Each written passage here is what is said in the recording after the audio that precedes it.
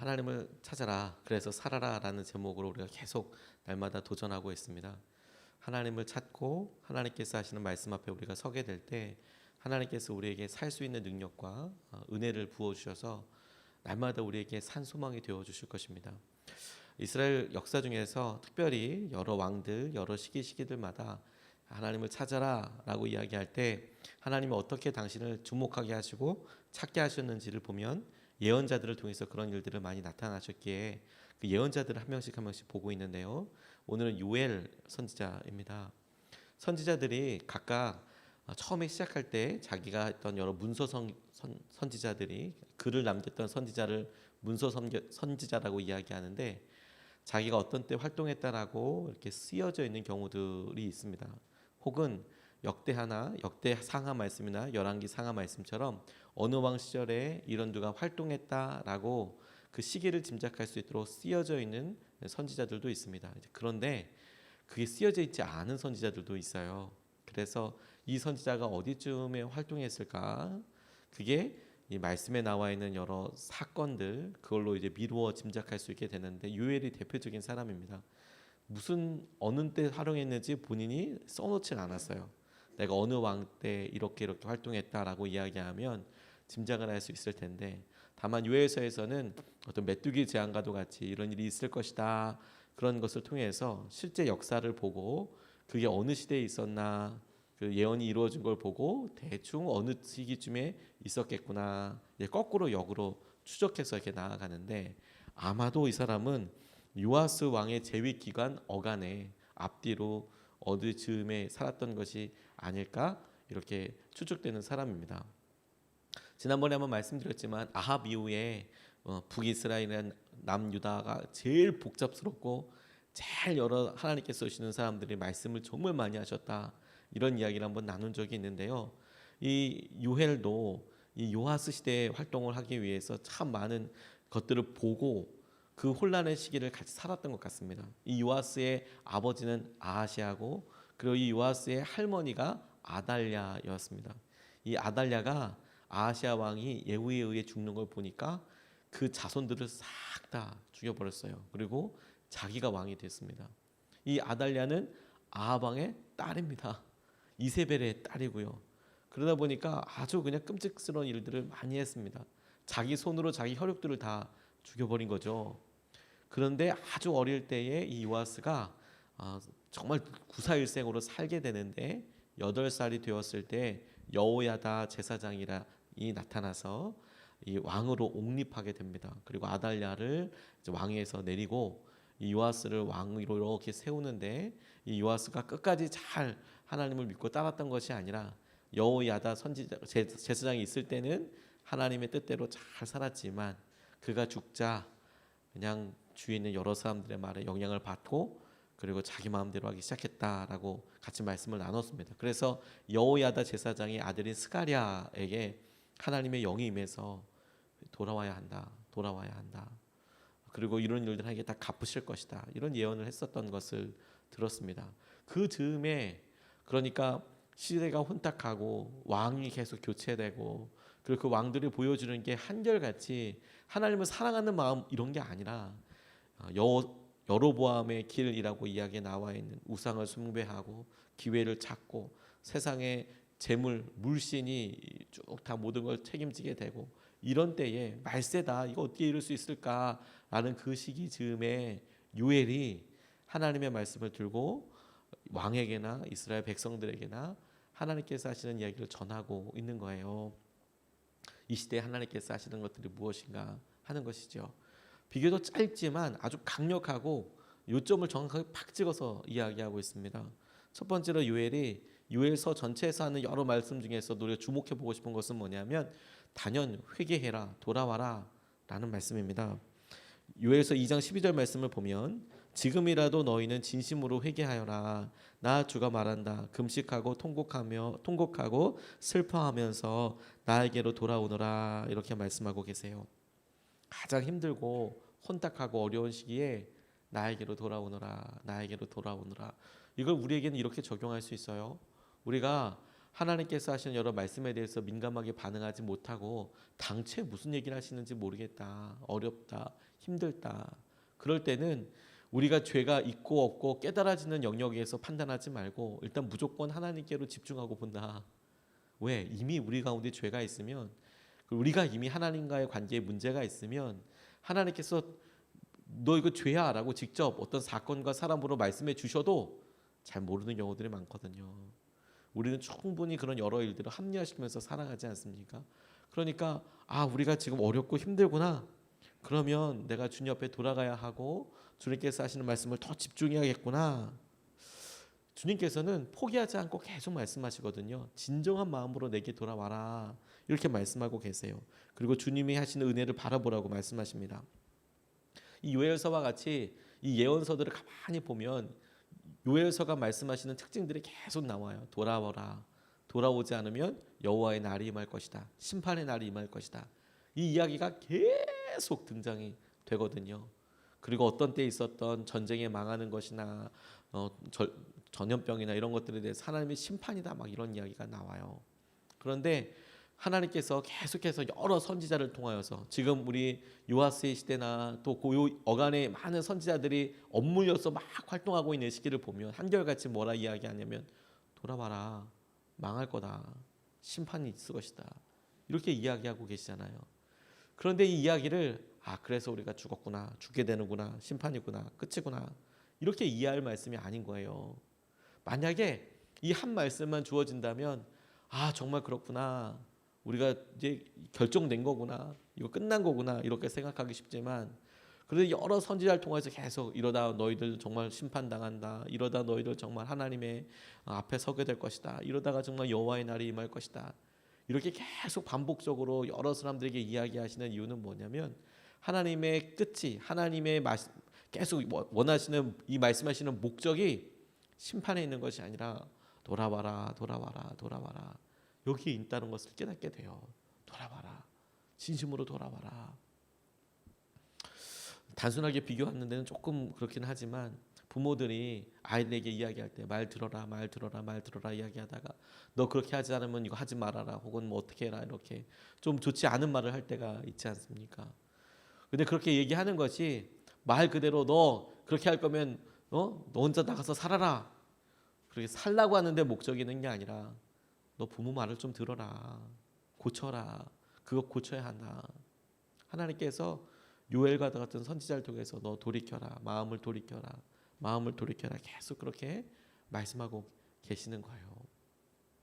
우리 안에 주님께서 여전히 우리 삶을 바로 하기 위해서 이와 같은 음성이 계속 있다고 저는 생각이 듭니다. 오히려 주님의 뜻대로 순종하고 살아가려고 하는 사람에게는 이런 말씀들이 사실 더 많이 들려요. 그냥 하나님께서 평안함 가운데서도 이 평안함의 주인이 주님이신 것을 알기 때문에 주님과의 관계에 더 신경을 쓰게 되어 있거든요. 작은 죄라도 용서하지 않고 하나님께서 하시는 은혜를 구하게 되어 있거든요. 내 뜻대로 사는 것이 아니라 하나님께서 주는 은혜대로 산다는 것을 알기 때문에 그렇습니다. 나폴리에 총독 중에서 오스나라는 사람이 있었답니다. 오스나 총독이 어느 날 바르셀로나 꽤 멀리까지 갔어요. 근데 그쪽으로 쭉 가게 되는 죄수선 이렇게 순시할 때 죄수 한 사람 한 사람에게 너 어떤 일로 여기까지 왔냐? 너 무슨 죄로 여기 왔냐? 이렇게 물어봤답니다. 그랬더니 한결같이 막 다들 억울하다고 나는 여기 있을 사람이 아닌데 여기 잡혀가지고 왔다. 나는 진짜 딱 한 번 그랬는데 내가 그 보여가지고 이렇게 잡혔다. 뭐 나는 억울하다. 나는 형량이 너무 과하다부터 시작해서 뭐 억울하다는 사람 일색이었답니다. 모두 한결같이 억울하다. 그렇게 왜냐하면 지금 이 사람이 나를 풀어줄 수 있으니까 막 내가 억울하다라고 난 재판을 제대로 받아야 된다 이런 이야기. 그런데 그 중에 어떤 한 사람만이 자기는 진짜 죽을 죄를 범했노라고 처자식을 굶기지 않기 위해서 하면 안 되는 줄 알면서도 내가 도적질을 했다. 그 눈물 흘리면서 후회를 하더라는 거예요. 내가 하면 안 되는 것을 분명히 알았지만 그래도 내가 그 일을 했다. 내가 처자식 굶고 있는 걸 보고 어떻게 할 수가 없었다. 하지만 나 너무 후회한다. 그랬더니 갑자기 오스나 총독이 지팡이를 들더니 그 사람을 막 때리더라는 거예요. 잔등을 막 내리치면서 이 못된 놈아 이곳은 의인들만 있는 곳인데 너 같은 죄인이 들어와 있다니 당장 나가라. 이렇게 이렇게 이야기하는. 너 같은 죄인이 여기 들어와 있더니 당장 나가라 때리면서 쫓아냈다는 거예요. 그래서 이제 석방된 거죠, 그 사람만. 우리가 우리 죄에 완악한 것을 따라서 나 괜찮을 거야, 이 정도면 괜찮아, 이렇게 생각하지만 그렇지 않습니다. 우리가 자연스럽게 그것을 선택하게 되는 거예요. 지난번에 우리 남기성 목사님 모셔서 예화 주셨던 것, 제가 계속 죄를 생각할 때마다 중요한 기준으로 삼고 있어요. 그분이 어렸을 때 부흥사 목사님한테 들었던 이야기인데, 천국은 아주 밝은 곳이어서 뭐든지 다 드러나게 되더라. 그래서 우리의 죄도 허물도 다 드러나는 곳이다. 그게 어떤 의미인지 아시죠, 여러분? 자매님들 화장해 보면 아주 밝은 빛에서 화장을 하면 구체적으로 어떻게 된다는 걸 다 볼 수 있지만, 빛이 없고 어두컴컴하면 이게 지금 잘 화장이 된 건지 아닌지 확인하기가 쉽지가 않잖아요. 눈이 좋은 것과 또 상관이 없지 않습니까? 조명이 아주 밝으면 그럼 이게 잘 됐는지 어떤지 알 수 있지만, 그냥 어두컴컴한 데서 이렇게 보면 다 잘 된 것처럼 보이잖아요. 그래서 막상 아주 밝은 데로 나가고 나면 이거 어떡하나, 다시 화장실 가야 되나 이렇게 생각할 정도로 그럴 때도 있지 않습니까? 근데 천국이 그렇게 다 밝은 곳이라는 거예요. 그래서 모두가 다 천국 초입까지는 다 간답니다. 그러니까 점점 밝아지는 거예요. 그러니까 모든 게 다 드러나요. 이 정도는 괜찮다라고 생각했는데 하나님 나라에 점점 더 가면, 그러면 내 모습, 내 삶의 어떤 다 드러나요.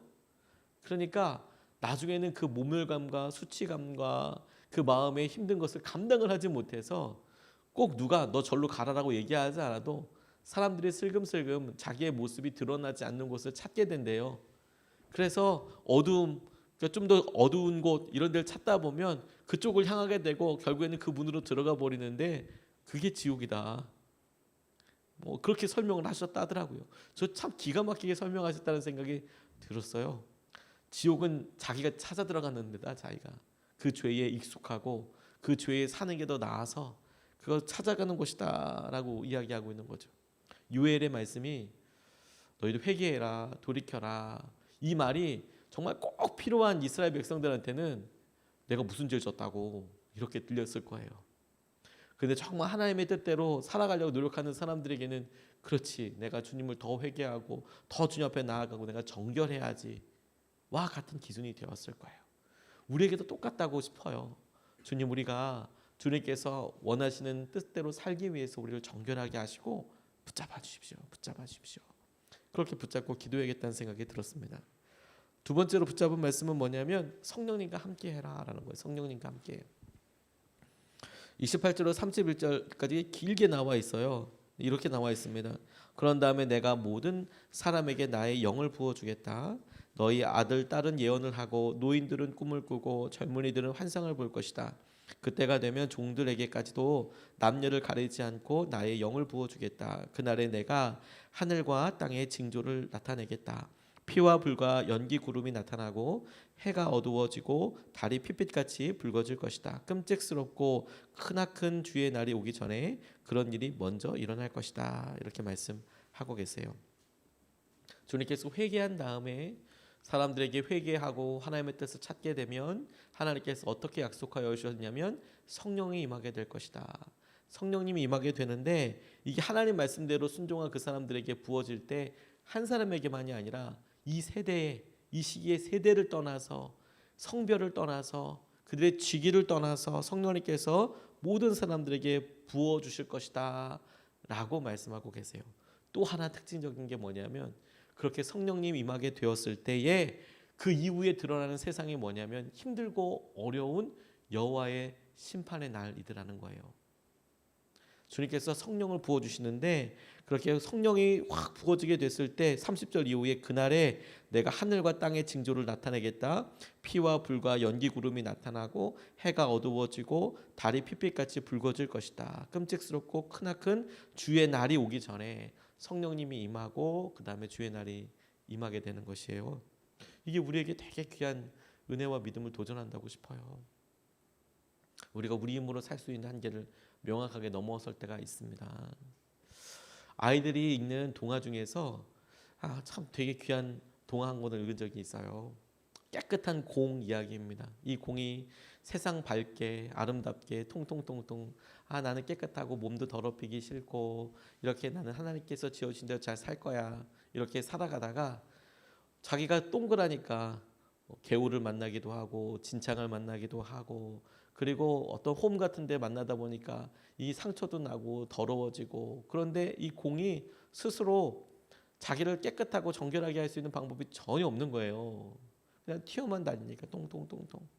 그런데 주님께서 그 공을 만나주시고 애들 보는 동화예요. 그 공에 손과 발이 생겼어요.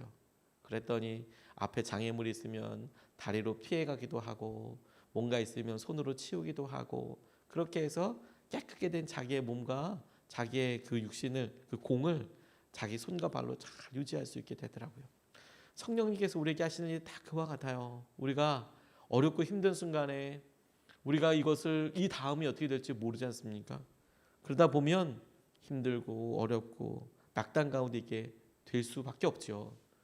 근데 성령께서 우리에게 오시면 그것이 우리의 삶에 어려운 순간에도 흔들리지 아니하는 나침반이 되는 거예요. 내가 이것을 왜 하고 있는지, 이것이 우리에게 어떤 의미가 있는지, 그 하나님께서 그 일을 감당할 수 있는 능력과 은혜를 더하여 주시더라. 그래서 이 성령의 은혜가 우리가 오늘 기도하여서 하나님께서 하신 은혜와 마음 가운데 서서 부어지는 어떤 능력이면서 동시에 우리가 일상 가운데 경험되게 될 때는 참 놀랍게도 이런 날마다 미시적으로 하루 이렇게 경험도 되지만 한 시기 짧게는 뭐 몇 개월 길게는 뭐 3년 10년 한 시기 어려움의 시기들이 이렇게 있잖아요. 하루를 어떻게 넘기나 싶다가 그런 날들이 모아지고 나면 한 3년이건 혹은 짧게는 몇 달이건 몇 주건 지나고 나면 내가 그런 시기를 넘어왔구나 보냈구나. 근데 그럴 때 어떻게 넘어왔을까? 우리 스스로가 돌이켜보고 생각해보면 성령님께서 이때 우리를 이렇게 이끌어 주셨구나. 근데 어떻게 이 시기를 넘었나 보니까 우리 개인은 기도 때마다 막 쏟아부어지는 성령의 은혜와 충만함을 경험하기도 하지만 그래 성령님께서 그때 인도하신 대로 내가 순종만 하려고 했더니 순종하려고 그것만 믿고 따라가려고 했더니 그 시기에 주님께서 우리를 그렇게 만나게 하시고 또 어떻게 이끌게 해주시고 그리고 부딪히게 하셔서 그 시기를 넘어서게 하여 주시는 거구나. 성령님과 함께하는 거구나. 그 성령님과 함께하겠다라는 결단 위에 하나님께서 우리를 붙잡아 주시고 인도하여 주시는 거구나. 요엘이 너희가 회개하고 주님 앞에 돌아오면 성령님을 부어주실 것인데 이걸 모든 사람들에게 부어주실 것인데 그 성령님은 우리가 어렵고 힘들고 심지어 하나님께서 모든 사람들에게 당신께서 예언하시고 말씀하신 대로 마지막 때가 왔을 때다 라고 하는 그때에조차도 그 성령님 때문에 우리가 보호받고 주님과 함께하는 능력과 확신과 기쁨과 열매를 구하게 되는 시기가 될 것이다 라고 말씀하시는 거예요. 우리가 이것을 같이 붙잡고 기도하고 싶습니다. 성령님 오늘도 우리의 삶을 붙잡아 주시고 인도하여 주시옵소서. 오늘 두 가지 말씀을 같이 나눴습니다. 주님께로 돌아오라 라는 말씀은 언제든지 우리가 주님 앞에 우리가 마음을 열어놓고 주님 우리 어떠한 것을 보고 그렇게 말씀하시는 것입니까? 주님 우리를 붙잡아 주시고 우리가 주님 가운데 있게 해주십시오. 주님 돌아오라는 말씀 앞에 우리가 거룩하게 서야겠다. 두 번째 주님께서 돌아오라 말씀하시며 그렇게 돌아오고 주님 앞에 나아가는 사람에게 성령님과 함께하라고 말씀하고 계세요. 성령님을 부어주시겠다라고 하나님 주의 영을 우리에게 부어주셔서 우리가 이 시기와 이 어려움들을 놀랍게 넘어서게 하여 주시고 주님께서 당신께 순종하겠다는 사람에게 부어주시는 형통함과 은혜를 하나님 우리에게 더하여 주시옵소서. 이렇게 같이 기도하고 싶습니다. 두 번 나눠서 같이 기도할 텐데요. 첫 번째는